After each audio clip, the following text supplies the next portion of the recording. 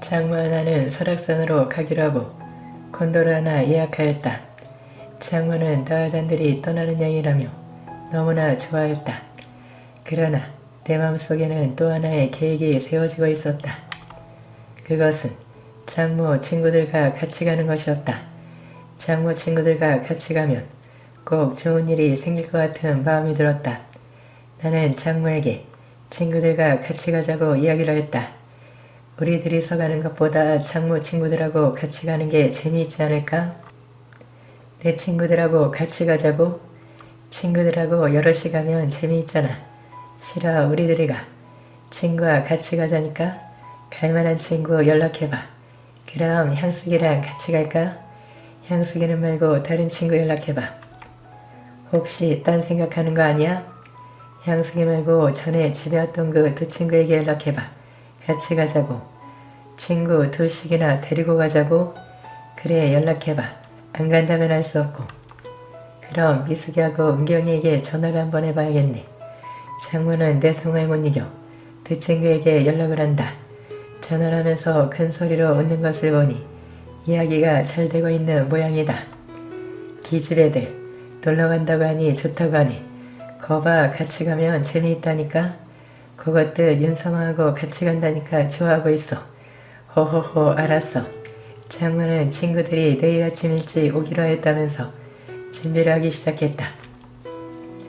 장모 하나는 시장에 가서 여러가지 음식을 사서 장만하고 산에 가서 갈아입을 옷과 구급약 등을 모두 준비하였다.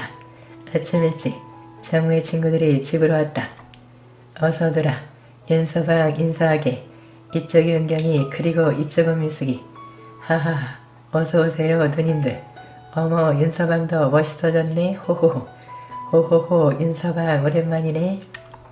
그녀들은 작은 옷가방을 하나씩 들고 아주 밝은 모습으로 들어왔다. 지난번에 봤을 때와는 사뭇 다른 모습이었다.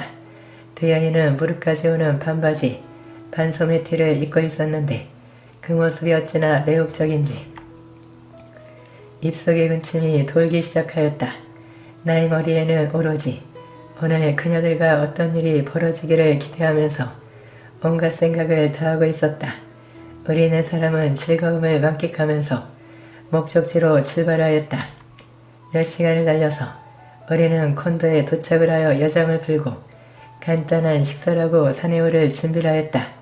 세 여자는 모두 마음이 들떠서 콧노래를 부르며 좋아했다. 우리 네 사람은 산에 오르면서 여러가지 이야기를 하였다. 이야기를 하다 보니 조금 지난 농담도 주고받으며 웃곤 하였다. 나 장모는 손을 꼭 잡고 걸어 올라갔다. 그것을 자꾸만 쳐다보던 미숙이가 농담을 한다. 어머, 두 사람 손을 꼭 잡고 그렇게 걸으니 보기 좋다. 그래 꼭 애인 사이 같다. 호호호. 정말 보기 좋아? 정말. 그러고 있으니 애인 사이 같다. 그러지 말고 오늘 두 사람 진짜 애인해라. 우리가 능가 봐줄 테니. 콘도에 방도 두 개 있던데 하나는 우리가 사용하고 하나는 두 사람이 사용해. 그럼 나는 오늘 사이하고 신혼여행 온 거네. 호호호. 호호호. 너는 좋겠다. 사이하고 신혼여행을 다 오고 정말 오늘 두 사람 박수 우리가 능가 맞을 테니. 정말 오늘 우리 연애 한번 할까? 호호호. 나는 세 여자의 대화를 들으며 그냥 웃고만 있었다. 우리는 이야기를 하면서 계곡 쪽으로 가며 약간 가파른 길을 올라가고 있었다.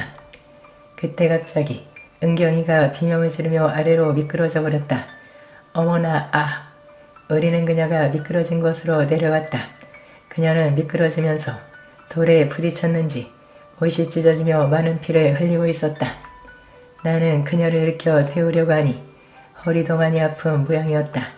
나는 손수건으로 그녀의 상처를 닦아주며 위로 끌어올렸다. 그녀의 복지에서는 많은 피가 흐르고 있었다. 그녀와 같이 산에 오르기는 무리인 것 같았다. 그래서 내가 은경이를 데리고 콘도로 돌아가기로 하고 장모와 미숙이는 산에 오르며 구경을 하고 천천히 내려오라고 했다. 그녀는 허리도 많이 아픈 듯 잘 걷지도 못하였다. 나는 은경이를 얻고 콘도로 돌아왔다. 나는 그녀를 눕혀놓고 구급약통을 가지고 왔다. 찢어진 옷 사이로 보니 이제는 피가 조금 흐르며 옆으로는 피가 말라 있었다. 그다지 큰 상처는 아닌 듯 싶었으나 상처 부위가 허벅지 안쪽이라 벗지 않고는 약을 바르기가 힘들 것 같았다. 나는 그녀의 눈치를 살피면서 누님 아직 피가 흐르는데 많이 아파요? 응 아직 쓰라리 걷다가 어떡하지? 약을 발라야 되겠는데 약을 바를 수 있겠어? 그게 좀 왜 못 바르겠어? 벗어야 할 것 같은데 어머 싫어 그냥 발라. 그냥은 안 돼요. 꼭 그래야 되겠어? 약을 바를 수가 없어요. 그럼 기다렸다가 친구들이 오면 발라달라고 하지. 안 돼요. 조금이라도 상처를 오래 두면 골망거리면 더 고생할 텐데. 그녀는 난처한 표정을 지으며 나를 바라보고 있었다. 나는 다시 그녀의 상처 부위를 수건으로 닦으며 피 묻은 수건을 그녀에게 보여주며 봐요. 이렇게 피가 나는데 어서 약을 발라야 돼. 아이 참 어떡하지. 괜찮아요. 그냥 친동생이라 생각하고 가만히 있어요. 약만 바를 테니. 그래도 단둘이 있는데 어떡해. 하하하. 누님 내가 무서우세요? 그런 것은 아니지만 부끄럽잖아. 약만 바를 테니 가만히 있어요. 동생 정말 약만 바르고 다른 짓 하지 않을 거지? 다른 짓이라니. 무슨 짓? 동생을 믿지만은 혹시 마음이 변해서 뭐 혹시 마음이 변해서 나를 범하면 어떡해. 그래서 망설이는 거야. 물론 나도 남잔데 참지 못할 수도 있어. 하지만 누님은 지금은 다쳤고 나는 여자가 원하지 않으면 하지 않아. 정말이지? 다른 짓 하지 않을 거지? 그러는 애가 은경이라고 알아보자. 은경이도 얼른 고개를 옆으로 돌린다. 그리고 내가 약을 바르지도 않고 은경이 아래만 바라보고 있으니 그녀가 아이 동생 어서 약을 바르지 않고 보기만 할 거야? 미안해요. 누님이 너무나 예뻐서. 내가 예쁘다고? 예 정말 예쁘게 생겼어요. 나이 든 여자가 뭐가 이쁘다고 그래. 그런 후 나는 일어서서 그녀를 일으켜 세웠다. 은경이 좋았어? 당신은 정말 나쁜 사람이야. 약을 발라준다고 하고선 나를 범하다니. 미워. 하하하. 그러고 보니 아직 약도 바르지 않았네. 나는 그녀에게 약을 발라주고 붕대로 감아주었다. 열어놓은 창문 사이로 시원한 바람이 많이 들어온다. 장모에게 폰으로 전화를 하니까 20분 후쯤이면 도착을 할 것이라고 하였다.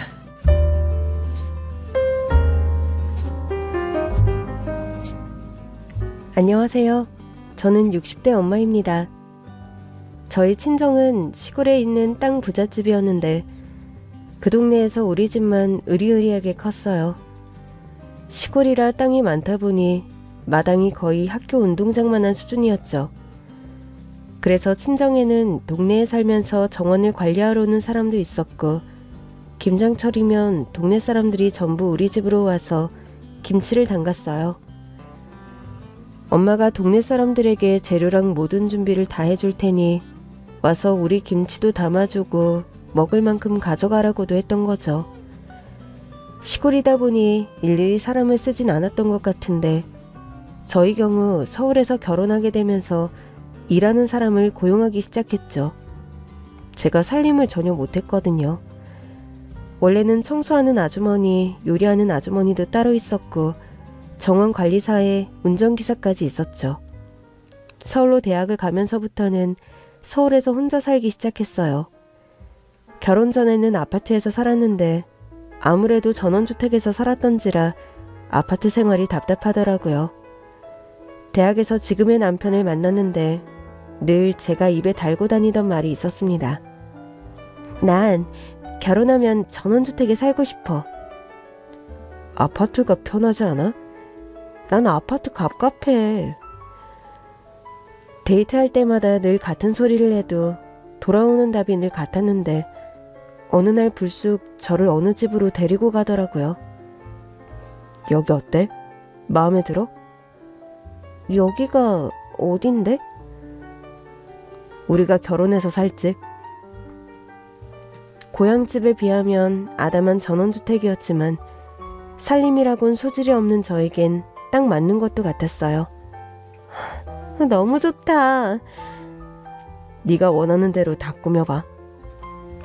신혼집 꾸밀 때까지만 해도 세상 재밌었죠. 근데 들어와서 살다 보니 손이 안 가는 데가 없더라고요. 저는 엄마가 사람들이 다 도와주니까 편하게 살림을 한다고 생각했는데 아무리 사람을 고용해도 주인 손길이 안 닿는 곳이 없더라고요. 친정엄마는 친정에 비하면 크다 할 것도 없는 우리 집에서 너무 많은 사람을 쓴다며 잔소리를 하시곤 했습니다. 마당이라고 해봐야 우리 집에 10분의 1도 안 되는구만. 정원관리사가 뭐가 필요해? 엄마, 10분의 1이어도 하는 일은 똑같이 많아. 요리는 뭘 해봤어야 할 줄 알지? 여기 서울이잖아. 배우면 되지. 네가 돈이 없어, 시간이 없어. 난 살림엔 영 소질이 없어. 솔직히 엄마도 동네 아줌마들이 다 음식 해다 주고 그랬잖아. 엄마도 반찬값이랑 쌀 주고 바꿔 먹은 거면서. 그래도 그건 정이라도 있지. 그래도 난 웬만한 걸 할 줄 알아. 그냥 안 하는 거지. 말은 나도 그렇게 하겠네. 하여튼 내가 널 잘못 키웠어. 네 자식 밥 정도는 해줘야 할 거 아니야. 아기 낳으면 이유식은 내가 해먹일 거야. 자랑이다. 저는 임신 초기까지는 일을 하다가 배가 부르면서부터는 일을 관둔 상태였어요. 남편이 사업을 하는데 벌이가 괜찮았거든요. 일을 관둔 뒤로는 집에서 살림을 해볼까도 했어요. 근데 남편이 제가 해준 김치찌개를 먹고 그러더라고요. 여보, 김치찌개에 뭘 넣은 거야? 김치랑 고기.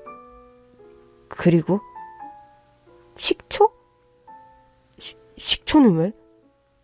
얼마나 넣었는데? 묵은지가 없어서 신김치로 만들려면 식초를 넣으라던데?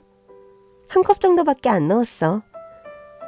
김치가 부피가 이만하니까 한 컵은 넣어야 할 것 같아서. 여보, 응? 난 일해주시는 아주머니가 다시 오셨으면 좋겠어. 내일부터 다시 오시라고 할게. 고마워. 제가 한 달 정도 요리를 했을 때였는데 남편 얼굴이 반쪽이 됐었어요. 저도 양심이 있어서 그만두고 사람을 고용했던 겁니다. 밖에서 힘들게 일하고 온 남편이 맛없는 요리 먹을 생각에 식탁에 앉기 전부터 딴짓만 하는데 어떡해요. 한 번은 먹기 싫은 걸 억지로 먹었는지 얹혀서 난리가 난 적도 있었어요. 더는 제 손으로 요리를 해먹일 수가 없더라고요. 문제는 전에 일해주시던 분께 연락드렸더니 솜씨가 좋은 분이라 그새 다른 집 일을 시작하셨다고 하더라고요. 어렵게 다른 분을 소개받았는데 생각보다 젊은 여자분이 면접을 온 겁니다. 꽤 젊어 보이시는데 혹시 미혼이세요?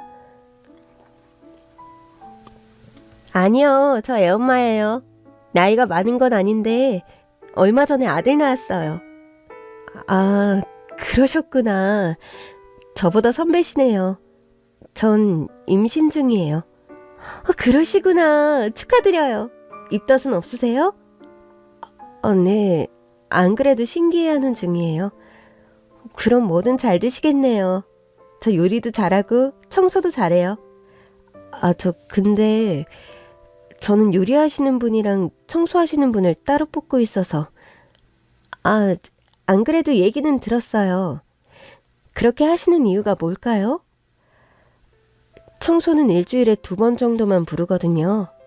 음식 하시는 분도 하루에 몇 시간씩만 와서 하고 가시면 되고요. 둘 다 한 분이 하면 상주하는 경우가 많은데 우리 집은 상주하는 분은 안 찾고 있어서요. 네. 그런데 대답을 하는 가정부의 표정이 너무 어둡더라고요. 상주하는 자리를 찾고 계세요? 그게 제가 얼마 전에 아들 낳았다고 했잖아요. 아들 임신 중에 남편이 사고로 먼저 갔어요. 그래서 지금 지하 셋방에서 살고 있는데 상주하면 그래도 지하 셋방보단 낫지 않을까 싶어서요. 그 얘기를 듣는데 마음이 짠하더라고요. 사실 저희 집에 별채가 있긴 했거든요. 그날은 일단 돌려보낸 뒤 고민하면서 몇 분 더 면접을 봤는데 자꾸만 그분이 마음에 걸리더라고요. 저는 남편에게 상의했습니다. 우리 별채 말이야. 치워서 가정부 아주머니 쓰시라고 해도 될까? 가정부 상주하는 거 싫다더니. 원래는 그랬지. 보통 가정부는 나이가 많으니까 좀 불편할 줄 알았는데 그 사람은 사정도 딱하고 나랑 나이도 비슷한 것 같아서 괜찮을 것도 같아. 당신 하고 싶은 대로 해. 어차피 별채에서 지내는 거면 나는 상관없지. 결국 저는 그 가정부를 집으로 들이기로 했습니다. 집으로 불러서 별채에서 지내라고 했더니 너무 좋아하더라고요. 사모님, 정말 감사합니다. 그럴 거 없어요. 별채라고 해봐야 방 2개에 화장실 하나짜리 작은 집이에요. 그게 얼마예요? 햇빛도 잘 들고 방도 2개면 아쉬울 게 없죠. 그날 이후 가정부는 어린 아들과 함께 우리 집에 들어와 살기 시작했어요. 아직 제가 아기를 낳기 전이라 가정부 아들도 한 번씩 봐주면서 육아 지식을 배우기도 했죠. 그 사이 저는 딸을 낳았고 행복한 나날이 이어졌습니다. 가정부와도 친구처럼 친해져서 집에 말벗이 있는 것 같아서 좋았어요. 그러나 문제는 생각지도 못한 데서 일어났습니다. 딸아이가 잘 자라고 있는지 정기검진을 받았는데 예상치 못한 결과를 받았어요. 지능장애가 있네요. 네? 경계선이긴 하지만 지능장애는 분명합니다. 딸이 경계선 지능장애 진단을 받은 겁니다. 이 소식을 들은 남편도 하늘이 무너진 것처럼 슬퍼했습니다. 이렇게 예쁘게 웃는데. 경계선이니까 우리가 더 신경 쓰면 그래도 더 나빠지는 건 막을 수도 있다는데 어떻게든 해야지. 우리는 부모니까. 너무 무서워. 이 험한 세상에 우리 딸을 어떻게 내놔. 우리가 평생 책임지고 살면 돼. 여보, 우린 할 수 있어. 우리 둘이 같이 하면 돼. 그럼에도 의지를 불태우는 남편 덕에 저도 조금은 더 힘을 낼 수 있었어요. 그래서 경계선이니까 혹시나 시간이 좀 지나면 나아지지 않을까 하는 희망도 있었고요. 그러나 시간이 지나도 진단은 바뀌지 않았고 딸은 경계선 지능장애를 가진 채 자랐습니다. 그 과정에서도 가정부의 도움을 받았어요.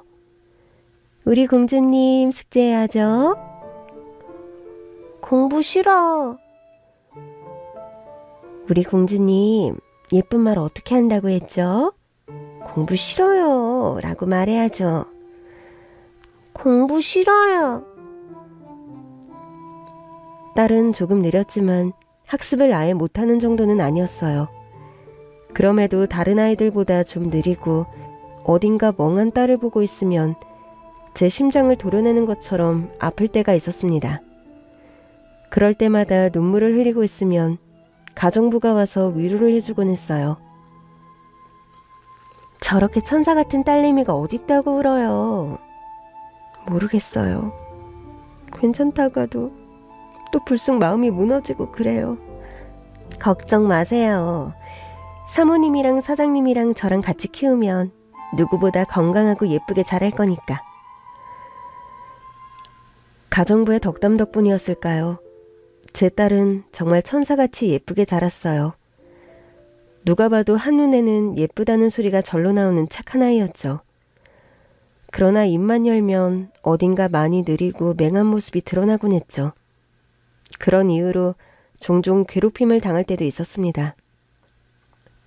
야, 네 가방 좀 일로 줘봐. 왜? 내 거랑 바꾸자. 싫은데? 싫긴 뭐가 싫어. 바보 주제. 운전기사님이 딸을 내려주고 주차하는 사이에 일어난 일이었어요. 대문을 열었다가 머리 끝까지 화가 났는데 갑자기 가정부 아들이 나타나는 겁니다. 니들 지금 뭐라고 했어? 오빠가 뭔데 나서요? 나? 얘 가족인데? 아, 짜증나. 야, 가자. 잠깐, 가긴 어딜 가? 사과하고 가. 싫어요. 뺏은 것도 아닌데 웬 사과? 그럼 어쩔 수 없네. 내가 지금 녹음했는데 이거 가지고 경찰서 가야겠다. 네? 니들 모르지? 타인을 모독하는 것도 죄인 거. 바보 보고 바보라고 한 게 무슨 모독이에요? 진짜 바보가 어떤 사람인 줄 알아? 쟤요!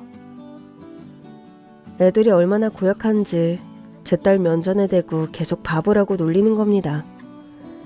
그런데도 가정부 아들은 눈 하나 깜짝하지 않고 그 애들에게 일러주더라고요. 아니, 스스로 바보라는 걸 모른 채 타인에게 바보라고 하는 사람. 예의도 머리가 좋은 사람이 지키는 거야. 니들 보니까 머리가 안 좋아도 안 좋아 보이는데 그게 바보잖아. 아니야? 가정부 아들은 결국 그 애들에게 사과까지 받아냈어요. 제 딸은 사과를 받으면서도 그저 헤헤 웃기만 하더라고요. 가정부의 아들 덕분에 제 마음이 다 위로가 되는 것 같았습니다. 사실 가정부의 아들은 수재였어요. 공부를 보통 잘하는 게 아니라 서울대 경제학과에 입학할 정도였죠. 제가 딸을 키우며 가정부를 많이 의지했던 이유 중 하나도 그녀에게 아주 똑똑한 아들이 있다는 것 때문이었습니다. 가정부뿐만 아니라 그녀의 아들도 제 딸을 친여동생처럼 살뜰히 보살펴주곤 했어요. 고마워서 종종 용돈도 주곤 했는데 매번 사용하더라고요. 매번 고마워. 아줌마가 용돈 좀 줘도 될까? 아니에요. 제가 좋아서 하는 건데 용돈을 왜 주세요? 이모가 준다고 생각하고 받아. 먹고 싶은 것도 많고 사고 싶은 것도 많을 나이잖아. 그렇게 겨우 손에 쥐어줘도 그 돈으로 제 딸하고 나눠 먹을 간식을 사오거나 제 엄마가 좋아하는 케이크를 사오는 게 다더라고요. 그때마다 가정부가 얼마나 부러웠는지 모릅니다. 어떻게 아들을 저렇게 키웠어요? 우리 딸도 지능이 정상이었으면 저렇게 살뜰했으려나? 저는 사모님 따님이 더 부러워요. 우리 아들은 공부도 저렇게 잘하는데 저 같은 엄마한테서 태어나서. 그런 말이 어딨어요. 아주머니가 낳았으니 똑똑하게 태어난 거지. 혹시 공부 더 하겠다고 하는데 돈이 부족한 거면 저한테 언제든 말씀하세요. 내가 해줄 거니까. 에? 사모님께서요? 우리 딸한테 친오빠처럼 잘하니 내 애들이다 생각하고 해주면 되죠. 하고 싶은 거 다 하게 해줘요. 똑똑한 머리가 아깝잖아요. 그렇게 가정부 모자와 가족처럼 지내던 어느 날 가정부 아들이 깜짝 놀랄 만한 고백을 해왔습니다. 저 진이를 사랑하고 있어요. 뭐? 우리 딸을? 허락해 주신다면 제가 평생 보호하며 살고 싶습니다. 너무 놀라서 물었어요. 엄마도 알고 계시니? 네, 말씀드렸는데 반대하세요. 가정부가 반대하고 있다는 말에 당연하다고 생각하면서도 마음이 아팠어요. 그러고 보니 부쩍 가정부가 저에게 말을 안 거는 것 같았는데 그래서였나 싶더라고요. 일단 엄마랑 내가 얘기 좀 해볼게. 저는 가정부를 불러서 얘기했습니다. 아들 마음 알고 있었다면서요? 미안해요. 요즘 그래서 말이 별로 없었던 거예요? 무슨 안 좋은 일이나 했는데. 당연히 할 말이 없죠. 가정부가 단호하게 말하는데 얼굴이 다 뜨겁더라고요. 미안해요. 내가 아드님은 잘 설득해 볼 테니까. 제 아들이 감히 사모님 따님을 탐냈는데 무슨 염치가 있겠어요. 제가 죄송해요. 그래서 그랬다고요? 그럼요. 제가 딸처럼 키운 진이를 제 아들이 감히 좋아하다니 죄송해서 얼굴을 못 들겠어요. 그게 무슨 소리예요. 똑똑한 아들이 부족한 우리 딸을 좋아한다는데 내가 미안하지. 그렇게 생각하셨어요? 그럼요. 한 집에서 가족처럼 자란 애가 우리 딸을 좋아한다고 할 때는 가벼운 마음으로 하는 소리는 아닐 텐데 어떻게 감당하려고 저러는지. 저는 그래서 아주머니가 속상하신 줄 알았죠. 사모님, 저 진이 정말 아껴요. 제가 키운 거나 다름없잖아요. 솔직히 얼마나 예뻐요? 활짝활짝 잘 웃고. 우리 애가 그런 모습에 반했나 봐요.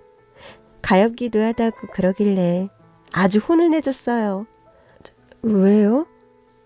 가엾긴 뭐가 가여워요. 이렇게 좋은 부모님 밑에서 부잣집 딸로 잘 살아왔는데 너처럼 머리만 좋고 가난한 집 남자랑 결혼하는 게 더 가엾다고 그래버렸어요. 아주머니, 왜 그러세요? 전 그렇게 생각 안 해요. 처음에는 가정부가 우리 딸을 며느리로 들이는 게 탐탁치 않아서 애둘러 거절을 하는 건가 했어요. 그런데 가정부의 말은 다 진심이었더라고요. 시간이 지나도 가정부 아들은 제 딸을 포기하지 않았고 졸업 후 좋은 직장에도 취업했습니다. 사실 저는 가정부 아들의 마음이 변할 줄 알았어요. 제가 일부러 제 딸이랑 정떼라고 나가서 살게끔 원룸 오피스텔도 얻어주었는데 주말마다 꼬박꼬박 집에 와서는 제 딸과 대화를 나누고 다정하게 지내는 겁니다. 가정부 아들을 보며 제 딸이 빙긋 웃는데 더는 모른 척할 수가 없더라고요. 결국 가정부를 불러 부탁했습니다. 우리 딸 그 집으로 시집 보내도 될까요? 어머, 사모님, 드디어 마음을 먹으신 거예요? 좋은 직장도 갔길래 가서 좋은 여자 만나라고 집까지 얻어줬는데 쟨 우직해요. 절대 안 변해요. 그래요? 네, 어릴 때부터 마음먹은 건 고쳐먹은 적이 없어요. 공부만 한 새님 같아 보여도 강단 있고 뜻이 굳건한 애예요. 가정부의 말을 듣고 있으니 마음이 더 놓이더라고요. 그래요. 우리 결혼시킵시다. 늦춰봤자 애들 마음만 서운하지. 딸의 결혼식 날 얼마나 울었는지 모릅니다. 저는 제 딸이 면사포를 쓰고 결혼하는 모습을 보게 될 줄은 꿈에도 몰랐거든요. 저보다 저희 남편이 더 울었어요. 우리 딸 너무 예쁘네. 내가 평생 데리고 살라고 했는데 도둑 맞았어. 하여튼 못 살아. 난 또 감동해서 우는 줄 알았더니 억울해서 우는 거야. 내 딸을 훔쳐갔잖아. 남편 때문에 웃음이 터지는 바람에 눈물이 쏙 들어가고 말았죠. 그렇게 제 딸은 가정부 아들과 결혼했습니다. 결혼해준 게 고마워서 가정부에게 집도 한 채 해줬어요. 그랬더니 딸을 데리고 살고 싶다고 하더라고요. 제가 딸처럼 잘 데리고 살게요. 걱정하지 마세요. 사부인 잘 부탁합니다. 아유, 사모님께 사부인 소리 들으니 이제야 실감이 나네요. 사부인, 저도 잘 부탁드려요. 딸의 짐이 집에서 나가는데 제 살점을 떼어내는 것처럼 힘들더라고요. 저희가 시집을 가서 잘 살 수 있을까 싶고 한 식구처럼 살던 집이었다고 해도 마음이 무거운 건 마찬가지였어요. 딸을 보내놓고 남편에게 수도 없이 물었습니다. 내일 반찬 좀 갖다 줄까? 사돈이 불편하지 않겠어? 그래도 애가 뭐 할 줄 아는 게 없으니까 내가 가정부 좀 보내주겠다고 했더니 본인이 다 하면 된다고 뭐하러 돈을 쓰냐고 하더라고요. 그러게, 가정부는 써도 괜찮을 것 같은데. 남편의 만류로 인해 한 달은 꾹 참았는데 한 달이 넘어가자 도저히 못 참겠더라고요. 사부인에게 가겠다고 전화를 걸었는데 통화 연결이 안 되는 겁니다. 반찬도 다 싸둔 상태라 문자를 보낸 뒤 사부인 댁으로 출발했습니다. 초인종을 눌렀더니 사부인이 화난 얼굴로 저를 맞아주더라고요. 사부인 오셨어요? 문자 봤어요. 우리 며느리랑 마트 갔다 오느라 전화를 못 받은 거 있죠? 아유, 계속 온다고 해놓고 이제야 왔네요. 반찬 좀 가져왔어요. 뭘 이런 걸 제가 다 해요. 저희 딸이 도움이 안 될 것 같아서요. 아니, 무슨 말씀이세요? 우리 며느리 덕에 저도 이렇게 좋은 집에서 사는데. 오랜만에 딸을 보는데 왈칵 눈물이 나더라고요. 그때까지 한 번도 떼어놓고 산 적이 없던 딸이어서 더 그랬습니다. 우리 딸 잘 지냈어? 시어머니 말씀 잘 들었고? 잘 듣다마다요. 사부인 댁에서 일할 때도 저를 오죽 잘 따랐어요? 근데도 부족한 딸을 보내놓고 나니 마음이 한시도 편하지가 않아서요. 편하게 계셔도 돼요. 제가 우리 공주님을 어릴 때부터 얼마나 예뻐했어요? 알죠. 잘 알죠. 그렇게 사부인과 오랜만에 수다를 떨고 나왔습니다. 그런데 지갑을 깜빡 놓고 왔더라고요. 다시 엘리베이터를 타고 사부인 댁 앞에 도착했을 때였습니다. 이게 엄마 있다고 말대꾸를 하네? 집안에서 큰 소리가 들리더라고요. 사실 제가 사부인 댁 비밀번호를 알고 있었어요. 제가 사준 집이기도 하고 도어락도 제가 새로 설치를 해줬거든요. 혹시나 딸에게 무슨 일이라도 있으면 저라도 달려와야 하니까 외워만 두고 있었는데 아무래도 분위기가 심상치가 않은 겁니다. 비밀번호를 누르고 슬쩍 문을 열었는데도 고함은 멈추지 않았어요. 네 엄마 왔다 가면 뭐가 달라질 것 같아? 사부인이 제 딸에게 고함을 치더니 손찌검을 하는 겁니다. 사부인! 지금 뭐 하는 거예요? 저는 너무 놀라서 신발 벗을 생각도 못한 채 집 안으로 뛰어들어갔습니다. 딸은 바닥에 넘어져 있었고 사부인은 얼굴이 시뻘개진 채 숨을 몰아쉬고 있었어요. 지금 뭐 하는 거냐고요? 너무 화가 나서 저도 버럭 소리쳤습니다. 그랬더니 사부인이 아주 정색을 하면서 그러는 겁니다. 아니, 언제는 모자란 딸 데려가줘서 고맙다고 하시더니 내가 이 정도 혼도 못 내요? 혼을 냈다고요? 손찌검 하는 게 혼내는 거예요? 사부인도 알잖아요. 본인 딸이 모자란 거. 모자란 애들은 원래 말로 못 가르쳐요. 제가 사부인이 딸 키우는 거 보면서 얼마나 답답했는 줄 알아요? 저럴 때는 그냥 회초리를 들어야 하는데 말로 한다고 저 바보가 알아듣나? 그랬다니까요. 이렇게 혼을 내야 한 번에 알아듣는다고요. 우리 아들 똑똑한 거 알죠? 제가 그 아들을 키운 사람이에요. 듣자 하니까 뭐? 모자르다고요? 사부인도 본인 입으로 그랬잖아요. 자기 딸 모자르다고. 내가 언제 모자르다고 했어요? 부족하다고 했지. 지금 말장난하자는 거예요? 그게 그거지. 뭐가 달라요? 다르죠. 더더구나 내 앞에서 이런 소리 하던 사람 아니었잖아요. 지금은 입장이 다르죠. 내가 아직도 그 집에서 허드렛 일이나 하던 가정부 아줌마로 보여요? 나 엄연히 사부인 딸 시어머니예요. 이젠 대놓고 아들 가진 유세까지 부리더라고요. 우리 아들이 바보랑 결혼했다고 얼마나 주변에서 무시를 당하고 있는지 알아요? 서울대 경제학과까지 나온 내 아들이 바보 부인 얻었다고 동창들 사이에서 소문이 파다하답니다. 그래서 제가 반대했잖아요. 그래도 어떻게 해요? 내 아들이 하겠다는데. 그래서 참았어요. 근데 제가 사부인 왔다 갔다고 나한테 말대꾸를 하잖아요. 도대체 무슨 말대꾸를 했는데 이래요?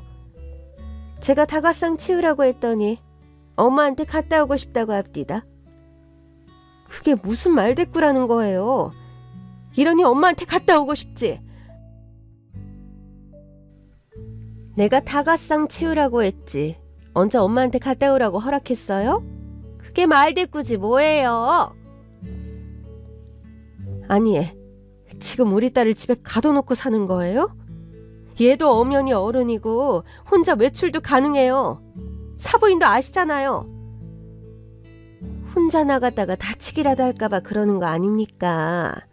내가 이래서 사부인이 답답하다는 거예요. 모자란 애를 혼자 나가게 하면 어떡해요? 보호자가 동행해야지. 우리 딸은 경계선 지능장애라 일상생활이 가능한 애예요. 사부인이 이렇게 막말하는 것도 다 알아듣고요. 사부인이 더 잘하시잖아요. 그래봤자 지능장애죠. 경계선이면 뭐가 다른가? 아주 제 앞에서 대놓고 비아냥거리기까지 하더라고요. 기가 찼지만 일단은 딸을 보호해야 했어요. 듣고 있는 딸에게도 너무 상처일 것 같더라고요. 아무래도 이 집에 제 딸은 못 두고 가겠네요. 제가 일단 데리고 가겠습니다. 그게 무슨 소리예요? 걘 이제 우리 식구예요. 누가 뭐래도 우리 집 며느리라고요. 그 전에 제 딸입니다. 아니, 그럴 거면 애초에 결혼을 확실히 말리든가. 이제 와서 걔를 빼간다는 건 우리더러 이 집도 토해내라는 거 아니에요? 지금 집이 중요해요? 사부인 말로 인해 제 딸이 상처받고 있잖아요. 더더구나 손찌검까지 하셨잖아요. 이거 아주 큰 문제예요. 일 한번 크게 만들어봐요. 그랬더니 다짜고짜 제 딸에게 와서 멱살을 잡고 흔드는 겁니다. 네가 말해봐. 네가 나한테 더하면 더했지 덜하지 않았잖아. 이거 안 놔요? 저는 사부인을 딸에게서 떼어내려 했지만 힘이 어찌나 좋던지 저만 나가 떨어지기를 반복했어요. 너 툭하면 내 말 무시하고 들었으면서 못 들은 척하고 했어 안 했어? 니네 집 잘 산다고 나한테 유세 부렸어 안 부렸어? 대답해 보라니까. 겨우 사부인을 딸에게서 떼어냈습니다. 도대체 이게 뭐 하시는 겁니까? 사부인이 몰라서 그래요. 제가 저런 식으로 나를 얼마나 무시하는데요. 우리 집 가난하다고 이 집도 자기 명이라고 은근히 토도하다니까요. 우리 딸은 이 집이 자기 명의인지도 몰랐어요. 바보도 아니고 그걸 어떻게 몰라요? 아까는 바보라면서요. 이제는 또 바보가 아니라서 다 안다는 거예요? 그때였습니다. 낯선 목소리가 들렸어요. 저기 잠깐만요. 저와 사부인은 동시에 현관 쪽을 봤습니다. 매섭게 생긴 여자가 문 앞에 서서 우리를 멀뚱멀뚱 보고 있더라고요. 제가 도저히 끼어들 틈이 없어서 어쩔 수 없이 보고 있었어요. 이제 좀 끼어도 될까요? 저도 좀 바빠서요. 그런데 그 여자를 보던 사부인의 얼굴이 새하얗게 질리는 겁니다. 저는 처음 보는 사람이라 의아해서 물었죠. 누구세요? 저는... 그러자 사부인이 대뜸 제 다리를 붙들고 매달리는 겁니다. 사부인, 저 좀 도와주세요, 네? 아니, 왜 이래요? 이거 나요! 사부인, 저 좀 살려주세요, 네? 그 여자는 껌까지 질겅질겅 씹으며 사부인 앞에 섰습니다. 오랜만이에요. 왜 이렇게 전화를 안 받으실까? 사부인, 저 좀 살려주세요, 네? 아무래도 분위기가 이상해서 사부인을 겨우 떼어낸 뒤 그 여자에게 물었습니다. 도대체 누구세요? 누구신데 남의 집에 이렇게 불쑥 들어와요?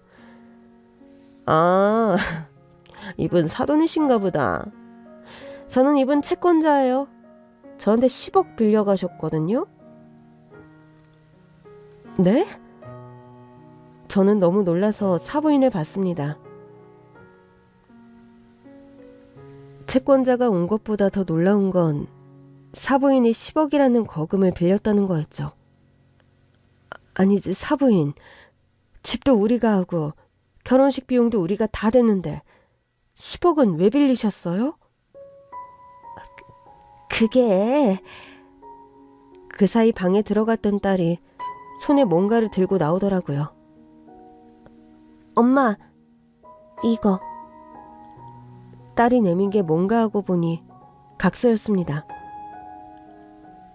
아니, 이게 뭐야? 이 아파트 명의를 네 남편 앞으로 넘긴다고? 이런 각서를 왜 썼어? 딸은 손끝으로 사부인을 가리켰습니다. 아줌마가 시켰어. 뭐? 아니, 쟤 좀 봐. 저거 보라고요. 제가 나한테 지금도 아줌마라고 한다니까. 내가 아직도 가정부인 줄 안다고요. 그러니 내가 쟤 보면 열이 받겠어요? 안 받겠어요? 돈 많다고 날 은근히 무시한다니까. 사부인이 시끄럽게 떠들자 채권자가 재밌다는 듯 중얼거렸습니다. 부잣집 며느리 바로 물었다더니 사돈네가 부잣집인 건 사실인 것 같네. 사돈이 입고 든 것도 뭐 다 명품이고. 내가 그렇다고 했잖아. 금방 갚는다고. 조금만 기다려 달라고. 그렇게 말한 게 벌써 1년 전이거든. 그러고 보니까 사돈한테 이미 신뢰도 잃었구만. 무슨 수로 갚겠다는 거예요? 상황은 혼란 그 자체였습니다. 사부인에게 10억을 받겠다고 온 채권자부터 딸이 내민 각서까지. 진짜 기가 차서 일단 딸을 데리고 나왔어요. 그랬더니 등 뒤에서 사부인이 소리소리 지르더라고요. 야, 이 나쁜 년아! 내가 네 딸 키워주는 것도 모자라 며느리로까지 맞았는데 그냥 가겠다는 거야? 모른 척 엘리베이터를 기다리는데 두 사람의 대화가 계속 들리더라고요. 그래서 결국 작전 실패하는 거잖아요. 무슨 소리야. 이 아파트만 우리 아들 명의로 넘어오면 바로 대출받아서 갚는다니까. 각서도 며느리가 가져갔구만. 뭔 소리예요. 공증은 받은 각서 맞아요? 이제 받으려고 했는데 저게 진짜 지 엄마 믿고 저런다니까. 저는 딸의 손을 꼭 잡은 채 집으로 돌아왔습니다. 딸이 집에 와 있자 남편이 깜짝 놀라더라고요. 아니, 우리 딸이 집에 있네? 나 지금 꿈꾸는 건가? 딸은 아빠의 품에 가만히 안기더라고요. 감정 표현을 잘 못하는 앤데도 그간 많이 힘들었구나 싶었어요. 오랜만에 세 식구가 저녁을 같이 먹고 있는데 사위가 왔더라고요. 아버님 용서해 주십시오. 대뜸 와서는 무릎을 꿇고 앉아서 싹싹 빌더라고요. 남편은 낮에 있었던 일을 아직 모를 때였어요. 딸을 재운 뒤에 말하려고 했는데 그새를 못 참고 사위가 쳐들어온 겁니다. 저는 가정부에게 말했어요. 아주머니, 앞으로 이 친구와도 문 열어주지 마세요. 이 친구 엄마도 마찬가지. 여보, 이 친구라니. 우리 사위잖아. 우리 사위가 왜 이러는 거야? 저는 딸을 방으로 보낸 뒤 남편에게 모든 사실을 털어놓았습니다. 그랬더니 남편이 눈이 뒤집힐 기세로 사위의 멱살을 잡았어요. 니들 모자, 우리 딸 데려다가 뭘 한 거야? 어? 저는 정말 사랑했습니다. 어머니도 원래는 그랬는데 피 때문에 많이 힘드셔서 그랬던 것 같아요. 10억 말하는 건가? 예, 맞습니다. 그건 왜 빌린 건데? 자네 집안에서 그 큰 돈이 뭐가 필요하다고? 제가 외제차를 좀 갖고 싶다고 했더니. 뭐? 근데 저도 잘 모르겠는 게 외제차는 3억 주고 샀거든요. 남은 7억은 어디에 쓰신 건지 저도 잘 모르겠어요. 저랑 남편은 어이가 없어서 서로의 얼굴을 봤습니다. 아니, 자네가 그렇게 비싼 외제차가 왜 필요해? 솔직히 멋진 차를 타고 싶은 건 남자라면 다 같지 않나요? 아버님도 엄청 비싼 차 타시잖아요. 나야 그만큼 버니까 내 돈으로 사는 거지만 빚까지 내서 살 필요는 없잖아. 자네 연봉에 맞춰서 사면 되는 거지. 그러니까 저도 좀 좋은 차 좀 해주시지. 내가? 왜? 결혼 선물로라도 해주셨으면 좋잖아요. 자네 원래 이런 사람이었나? 우리가 집도 해주고 결혼 자금도 다 대줬잖아. 집은 와이프 앞으로 해주신 거니까 솔직히 저한테 주신 건 아니죠. 듣자 하니 제 엄마랑 다를 게 없더라고요. 그래서 이제라도 우리가 외제차 값을 해주면 덜 섭섭하겠어? 제 말에 남편이 깜짝 놀라서 제 팔을 잡더라고요. 당신 그게 무슨 소리야? 아니, 우리 사위가 섭섭해하니까 하나 해줘야 하나 싶어서. 제 말에 사위가 눈을 빛내더라고요. 장모님, 그럼 외제차 3대 해주신다고 생각하고 저희 어머니 빚 좀 갚아주시면 안 될까요? 아, 10억 말하는 건가? 네.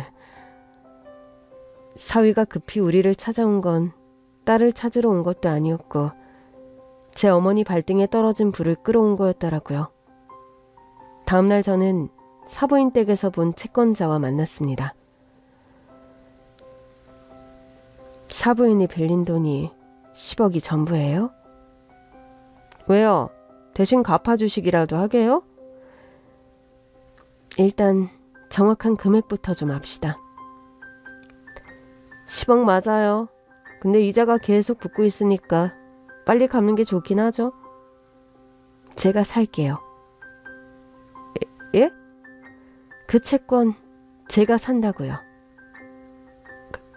갚아주는 게 아니라 산다고요? 그쪽한테는 이러나 저러나 돈 받으면 되는 거 아니에요? 그렇긴 하죠. 근데 표현이 좀 이상해서. 그럼 바로 거래합시다. 와, 이렇게 쉽게 해결될 줄이야. 그 아줌마 평생 못 갚을 줄 알았는데. 내 돈 돌려받은 기념으로 재밌는 거 보여줄까요? 네? 저는 채권자에게서 사부인의 10억짜리 채권을 샀습니다. 그날 저녁 사부인과 사위를 제 집으로 오라고 했어요. 그 자리엔 남편과 딸도 있었습니다. 사부인 채권은 제가 샀어요. 10억 주고. 제 말에 사부인과 사위는 웃음이 터지려는 걸 겨우 참더라고요. 하여튼 우리 사부인 이렇게 해주실 거면서 꼭 그렇게 까칠하게 구시더라. 장모님 감사합니다. 엄마는 나한테 고마워해. 내가 어제 와서 빌었어. 뭘 빌어? 무릎이라도 꿇었다는 소리야? 꿇었지. 그럼 어떡해. 엄마가 10억 빚 때문에 감옥 가게 생겼는데. 어이가 없네. 사부인, 말씀해 보세요. 우리 아들 무릎 꿇리셨어요? 채권자가 왔을 때만 해도 바짓가랑이를 붙잡고 살려달라더니 빚을 갚았다고 하니 눈에 뵈는 게 없는 것 같더라고요. 와서 그냥 꿀턴데요. 근데 사부인은 왜 안 꿇으세요? 어머, 아유 기가 막혀서. 제가 아직도 이 집에서 일하던 가정부로 보이세요? 이럴 줄 알았어. 사부인이 이러니까 며느리도 날 무시하죠. 사부인도 꿇어야 할 텐데요. 제가 꿇긴 뭘 꿇어요? 10억 좀 갚아줬다고 유세 부리는 거예요? 저는 거실에 있던 대형 TV 스크린을 켰습니다.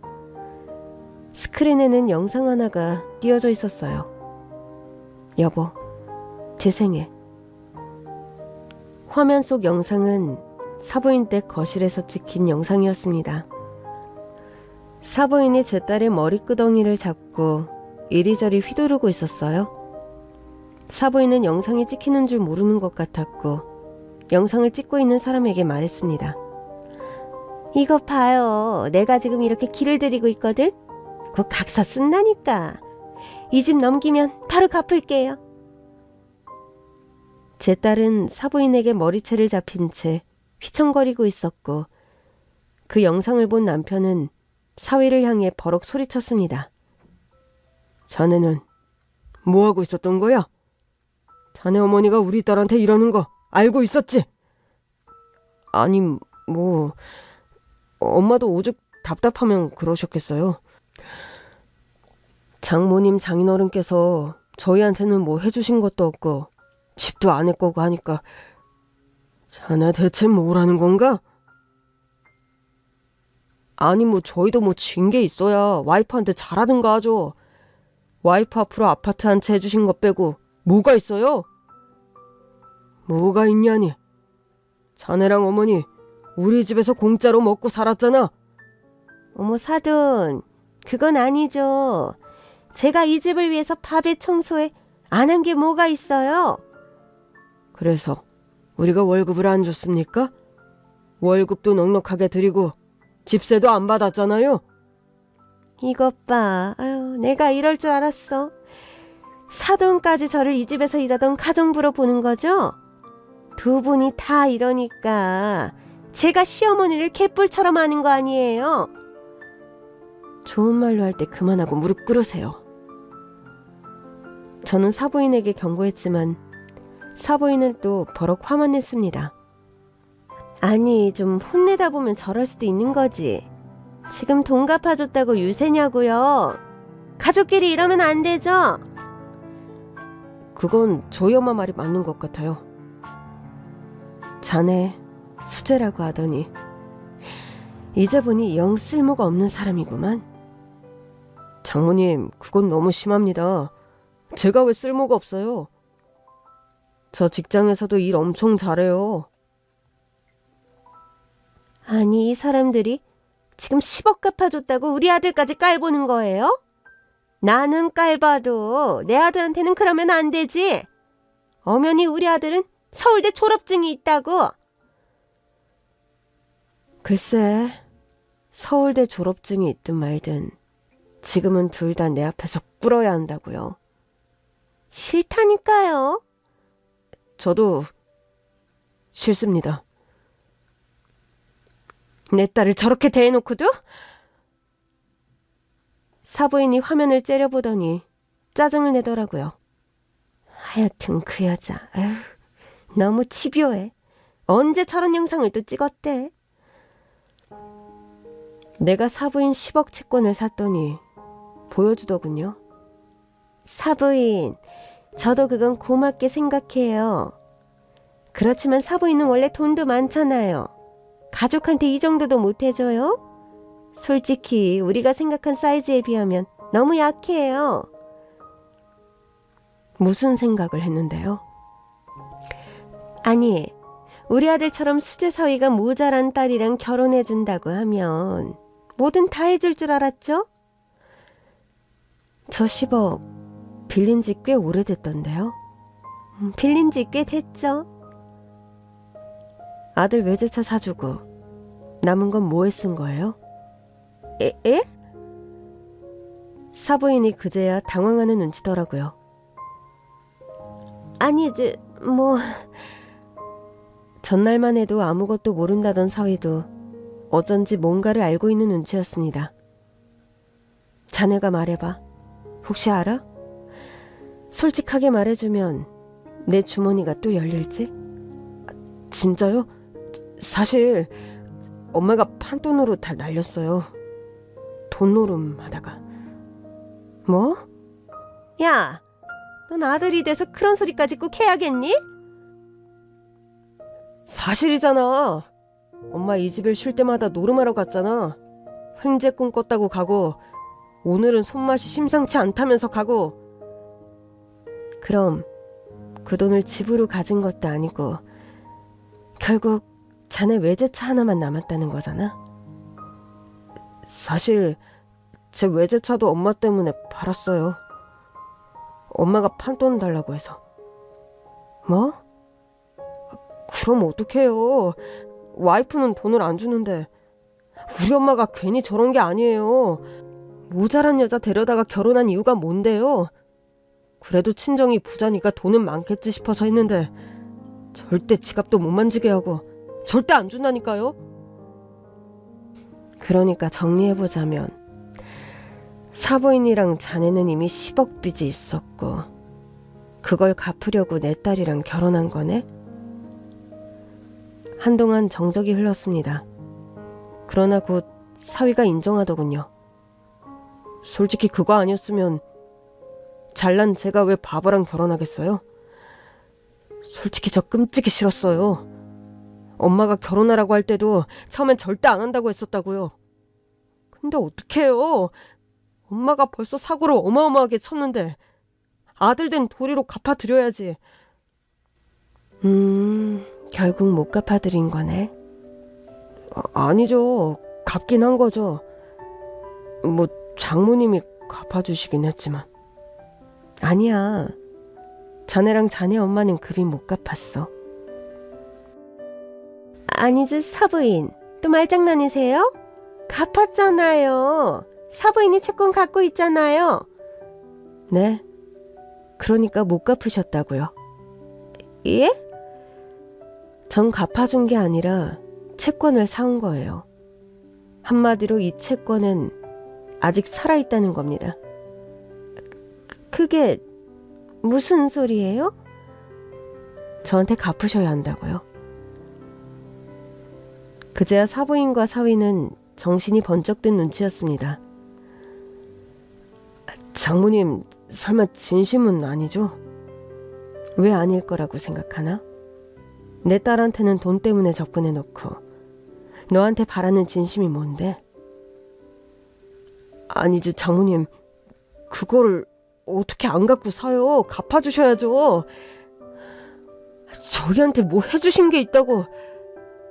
도대체 내가 자네한테 뭘 해줘야 하는 근거가 뭐지? 바보 딸을 맡기셨잖아요. 그러니까 당연히 해주셔야죠. 뭐라도. 정말 뻔뻔해도 그렇게 뻔뻔할 수가 없었습니다. 저는 두 모자에게 마지막으로 경고했어요. 얌전히 내 딸이랑 이혼해주면 채권은 갚을 시간을 충분히 줄게. 아니, 없었던 거를 해주는 것도 아니고 천천히 갚으라는 거예요? 네. 아니면 이 채권 날짜대로 당장 갚는 거로 할까요? 사부인, 이렇게 협박하는 법이 어딨어요. 사부인은 우리 딸을 더 과격하게 협박했던데요. 각서 쓰라고. 아니, 그건 우리 딸이 그쪽을 무시해서요? 사부인, 많이 화나신 거 이해해요. 좋아요. 제가 무릎 꿇을게요. 보세요. 꿇었죠? 사부인은 제 앞에서 무릎을 꿇었고 사위도 잽싸게 따라서 꿇더라고요. 장모님, 저도 꿇었습니다. 갑자기 왜들 이래요? 내 딸이랑 이혼하라고 했지. 언제 무릎 꿇으라고 했어요? 이혼도 하겠습니다. 그러니까 그 채권 좀 없던 일로 해주세요. 그럴 순 없지. 내가 자네랑 자네 어머니 때문에 입은 피해가 얼만데. 법정으로 가고 싶은 거야? 자네 어머니가 우리 딸한테 한 것만으로도 고소가 될 것 같은데? 어머니, 저희 무릎 꿇었잖아요. 이제 그만하시죠. 계속 이러시면 어머니 딸도 난처하지 않겠어요?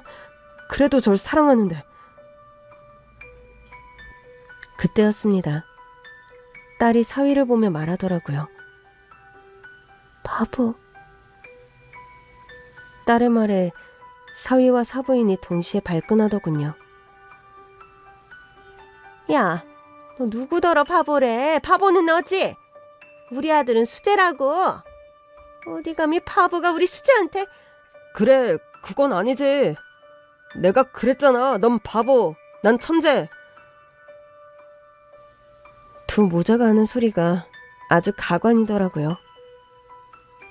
바보. 난 바보야. 그런데 딸이 대뜸 자기가 바보라고 하는 겁니다. 그치? 그것 봐. 네가 바보 맞다니까. 이제야 분수를 아는구만. 사부인 보셨죠? 사부인 딸도 인정했으니까 이제 그만 화 푸시고 우리 가족끼리 화해합시다. 제가 이제부터는 진짜 잘 돌볼게요. 매일 와서 확인하셔도 좋아요. 얼마나 잘하는지 보여드릴게요. 10억도 일부러 그러시는 거죠? 우리 반성하라고. 그렇죠? 우리 사모님 이런 분 아니잖아요. 마음이 급했는지 저를 사모님이라고 부르더라고요. 저는 딸에게 물었습니다. 왜 네가 바보야? 누가 그런 말 하래? 저 남자를 믿었어. 난 바보야. 딸의 말에 저는 울고 말았습니다. 아줌마도 믿었어. 날 사랑해주는 줄 알았어. 남편도 울더라고요. 둘 다 나가요. 우리 집에서. 그날 저는 딸을 꼭 아는 채 잠을 청했습니다. 우리 딸이 고생했을 시간을 생각하니 밤새 눈물이 나더라고요. 그래도 다시 내 품으로 돌아왔으니까 다시 행복한 기억만 주겠다고 다짐했어요. 다음날 저는 사부인에게 10억을 당장 갚으라고 했고 사부인과 사위는 냉큼 이혼 서류를 들고 찾아왔습니다. 그래도 약속한 게 있는데 일단 갚을 시간을 주기로 했어요. 약속은 지킬게. 자네가 열심히 일해서 다달이 갚도록 해. 장모님, 진짜 저희한테 그 아파트도 안 주실 거예요? 그럼 저희 어디서 살아요? 우리 집 별채에서 살면서 모은 돈도 자네 어머니가 다 판돈으로 날린 건가? 네. 안 됐네. 그 돈이라도 잘 저축했으면 새빵이라도 하나 구할 수 있었을 텐데. 장모님, 저희 좀 살려주세요. 아파트만이라도 주시면 진짜 감사히 받을게요. 주겠다는 사람은 없는데 받겠다는 사람만 있더라고요. 가봐. 다달이 갚는 거 잊지 말고. 그렇게 10년이 지났습니다. 결국 전 사부인과 사위는 빚을 갚지 못했어요. 우리 딸과 이혼 후 은행 대출은 이미 다 받은 상태라 급한 대로 회사 대출을 받은 것 같던데 그마저도 못 갚고 결국 퇴직했다고 하더라고요. 아직도 기억이 납니다. 아들마저 회사에서 쫓겨나자 전 사부인이 저한테 와서 바짓가랑이를 붙잡고 애원하더군요. 사모님, 저 한 번만 다시 써주세요. 제가 아들놈이랑 연락 절대 안 하고 사모님 댁 하녀처럼 살게요. 예? 왜 이러세요? 그래도 한때는 사부인이었는데 갑자기 웬 사모님이에요? 아유, 한 번 사모님은 영원한 사모님이죠. 제가 사부인이라고 부를 때도 얼마나 불편했는지 몰라요. 저는 그냥 사모님이 돼서 얹혀 살 때가 가장 행복했어요. 제가 욕심이 컸어요. 제가 감히 우리 사모님 따님을 저 아주 납작 엎드려서 총처럼 살게요. 그러니까 한 번만 다시 받아주세요. 참 어림도 없는 소리를 잘도 하더라고요. 두 모자가 하도 찾아오는 바람에 결국 전 신혼 때부터 살며 일궈온 집을 팔아야 했습니다. 이사를 가던 날 딸에게 물었어요. 정든 집이라 아쉽지 않아? 아쉽지 않아. 그래? 그래도 엄마 아빠랑 추억도 많은 곳이잖아. 바보들이랑 같이 살았잖아. 이제 딸은 자신을 바보라고 하지 않아요. 자신의 가치를 몰라본 그들을 바보라고 하더라고요. 우리 딸은 여전히 착하고 참 잘 웃습니다. 힘든 일도 있었지만 지금은 자기 자신을 누구보다 사랑하면서 씩씩하게 살고 있어요. 비로소 돌아온 제 딸과 함께 우리 부부도 평온을 되찾았습니다. 이렇게 사니 얼마나 좋은지 모르겠어요. 그 일 이후 우리는 누구의 기준에 맞추지 않고 우리 가족만의 행복을 찾으며 살고 있습니다. 행복은 밖에 있는 게 아니라 우리 안에 있는 거더라고요.